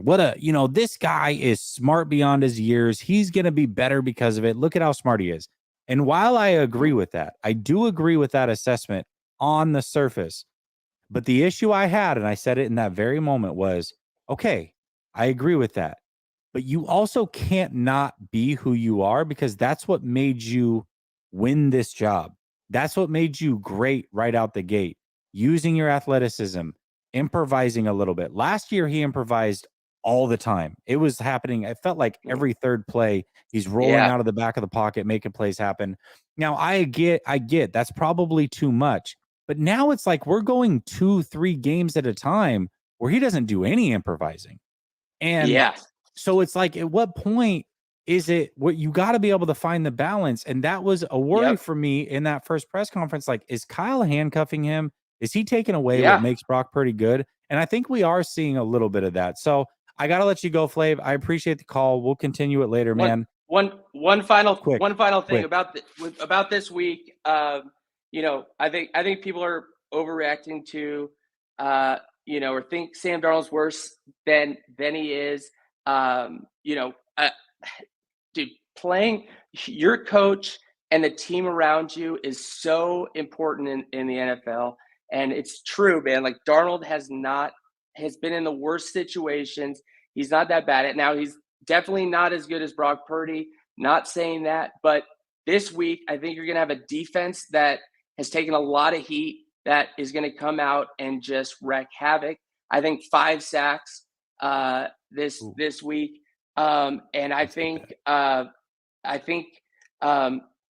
going to have Kyle Shanahan scheming. Like, it's going to be CMC having a big game. And then you're going to have a bunch of short passes, making it super easy for Sam. And then you're going to have a few schemed wide open guys for Sam Darnold. And I actually think it'll be like, 27-20 game. I think that they win. And, I'm more interested to see like what ends up happening after, because there are going to be those storylines, especially if Darnold doesn't throw an interception. But I'm telling you right now, It's going to be for those reasons. It's going to be one of those classic games, those classic 49er games where you're going to have the people that are watching from the outside saying, "Oh, it's all the system. It's those guys were wide open," For sure, that for sort of sure. thing. And it's probably going to be true but this then you're game. gonna have the other group that's like, no, it's the quarterback. Like, oh God, here we go. Here we freaking go again. It's dude. I actually this don't think this is people will with poetic Darnold. justice. It is poetic justice only Yeah. because Kyle Shanahan puts himself in these situations continuously. It's like, dude, come on, man. All right, bro, I gotta go, man. I'll talk to you later. All right, man. Later. John V, I appreciate you. You keep rocking also. Brother Bob rescinded this later, but he said that Flav is rational. And then he said he's just not rational anymore, so he doesn't agree. And then he said Roscoe's his dog. I agree. Roscoe's the man for sure. Greg Pinelli says, Jesse, what did I say? Okay. All right. You did say, Greg, that Brock Purdy would not be necessarily starting all year and that Sam Darnold would take over this job eventually because he loves Sam Darnold. And this might be the chance. We'll see. And that's where I think a lot of fans are hoping that that's not the case. But if Sam balls out, this might be the time that they make the change. Agree or disagree, doesn't matter. Kyle Shanahan loves Sam Darnold, period. He does. And the locker room also loves Sam Darnold. So that's not an issue either. We'll see what happens. It's all up to Sam. He has to play very well first in order for it to even be a thing. But if he does, curious to see what happens. Appreciate y'all in the chat. Much love. Stay blessed. Hug your loved ones. Don't take any moment for granted. You heard about the situation with that mass shooting. It's tragic. It's absolutely tragic. And it put a damper on the end of the show for me anyways. So appreciate y'all. I'll be back at it tomorrow with Larry and Vish. Peace.